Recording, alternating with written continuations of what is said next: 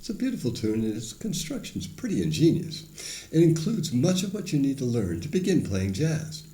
All the diatonic chords, 2-5-1s, mode of development. It's simple enough for beginners, but offers a lot of room to stretch out for more advanced players. Dr. George here with Jumpstart Jazz Guitar. This channel's for guitarists that don't have time to waste. I show you the shortest path and easiest methods to get you playing jazz as quickly as possible. Don't forget to hit the subscribe button and ring the bell so you don't miss a video.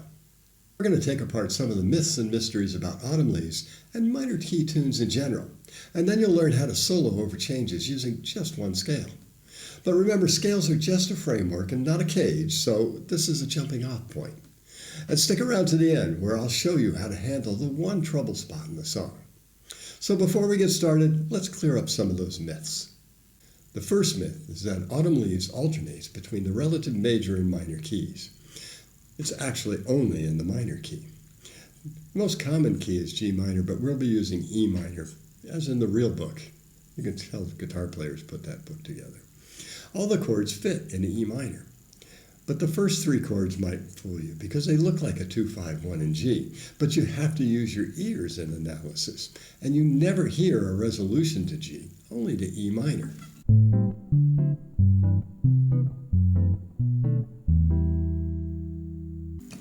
So in analysis, you want to go for the simplest answer, and that's to stay in one key.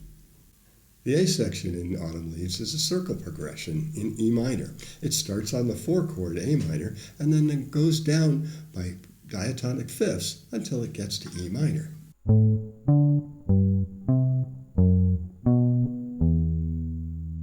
You'll notice that the 1/5 between the C and F sharp is a diminished fifth.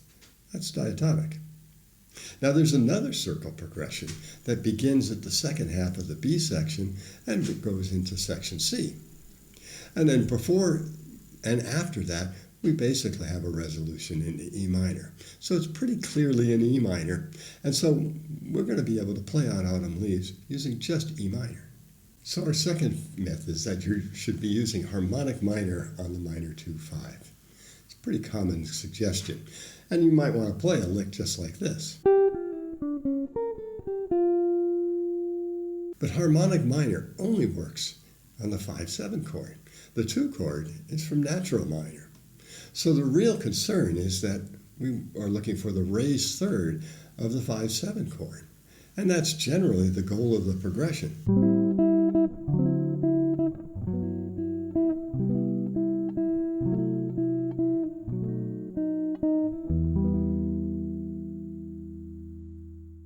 We don't always want a flat 9 on the 5 chord either.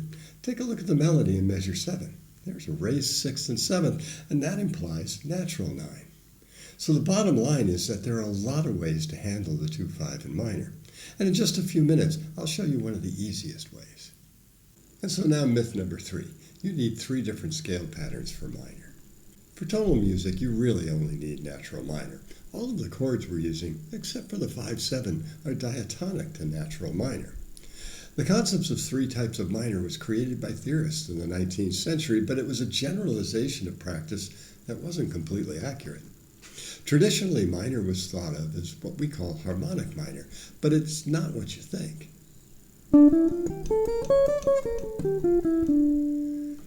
That sound would be pretty unacceptable in the 17th century. It had too much of a Middle Eastern flavor. What minor really was this, which is the core of minor with a half step above and a half step below. So there's really no point in practicing 2-octave harmonic minor patterns. And if you think of it, it actually follows the practice of melodic minor. The traditional practice was that 6ths and 7ths varied and not always according to the rules. And it can happen in the same measure. So not only are separate scale patterns unnecessary, they're not very practical.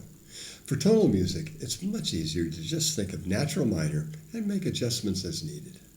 Now you may have heard of something called jazz minor, which is a minor scale with the raised 6th and 7th in both directions, unlike melodic minor. You could also think of it as a major scale with a lowered third. Now, the modes of this scale are used for altered dominance, and when used by itself, it's most often used like a mode. These are more advanced concepts, and we'll look at both ideas in future lessons. Now that we've simplified the chord changes, let's put it into action. We're going to start with something very familiar, the E minor pentatonic scale. Now, you might want to say, wait a minute, you're already stuck in that rut, but don't worry, we're going to get you out of it. See, you're going to be focusing on using your ear and learning the style of jazz. And without this, the notes really don't matter. All of the notes work, but there are a couple you don't want to land on. On the D7 chord, you want to avoid a G because it's going to create a flat 9 interval between the third of the chord. And the same thing will happen if you play a G on the F sharp minor 7 flat 5, this time with the root. And then if you play an E natural on the B7 chord, it creates a flat 9 between the third of that chord. But I don't want you to be thinking about those notes as avoid notes. Just listen to them. And if you hear one that's not so comfortable, don't jump off on it like a hot potato. Just slide over to the next note, up or down in the scale, and it should be fine. Now, you can focus on groove, articulation, phrasing, and developing ideas, and then follow the contour of the song to create a shape for your solo. Now, there are going to be some people that will tell you this isn't jazz, but you know, Kenny Burrell used the minor pentatonic scale a lot, and if it was good enough for him, it's a great way to develop your style since you don't have to worry about the notes. But it's not perfect. It's kind of a blunt tool, and it doesn't outline the chords or the resolutions, so it's pretty bland. That leads us to our next method. Like many songs, Autumn Leaves is just in one key, so we don't need different modes or scales. And for any chords that are outside of the key, you usually only need just one note. I call this the 1+1 method, one scale plus one note. All the chords in Autumn Leaves are in E natural minor, except for one, the 5/7 chord. To play this change, you only need one note, the D sharp, the third of the chord or the raised seventh of the key. But we don't need to replace the natural 7, we'll just add the raised seventh. If we were thinking scales, we'd call this an 8-note bebop scale, but I'm just thinking one note. So here's an exercise to get you started. Practice playing the E natural minor scale over each diatonic chord. We want to work with one measure phrases because the harmonic rhythm of Autumn Leaves is one chord per measure. So as you're playing, listen to the notes that you land on. Most of them will work. If it doesn't, again, move to the next note in the scale.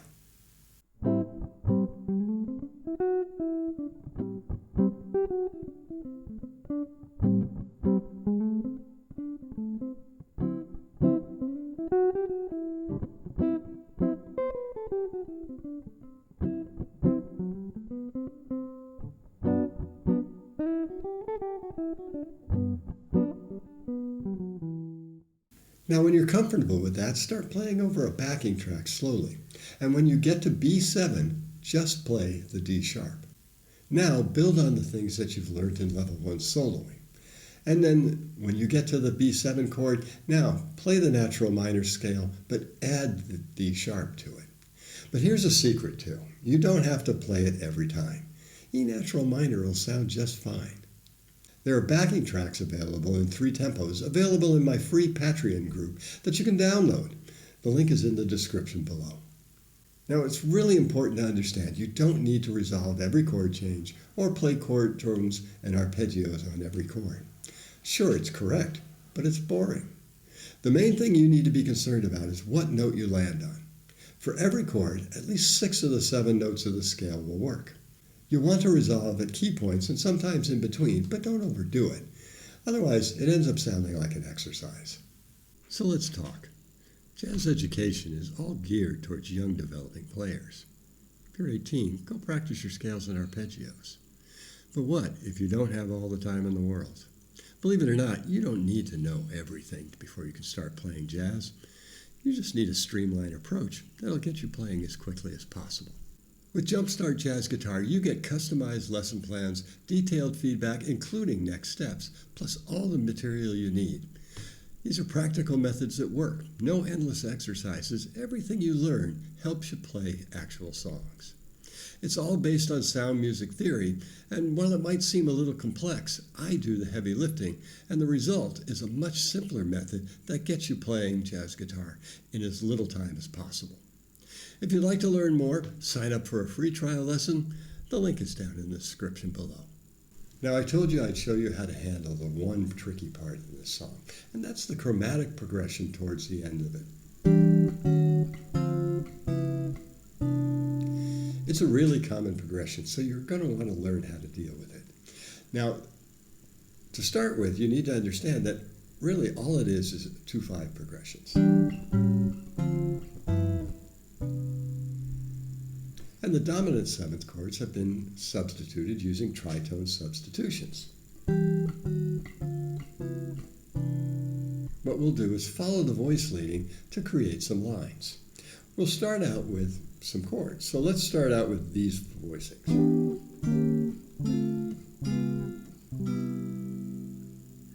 And we'll just use the top 3 notes for right now.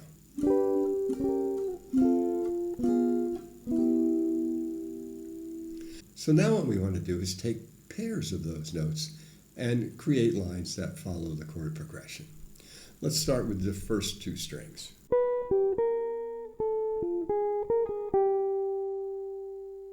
We can also start with the first and third string.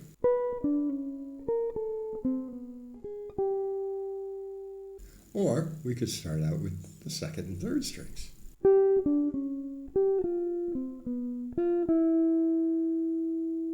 Work these out with chords with the roots on the 5th string and with chords that have the root on the 6th string. And when you can handle this, it shows people that you really know the tune. And you'll find that you can use these in lots of other songs. The 1+1 method works on many tunes. Autumn Leaves is in a minor key, and if you want to see how it works in major, check out this video.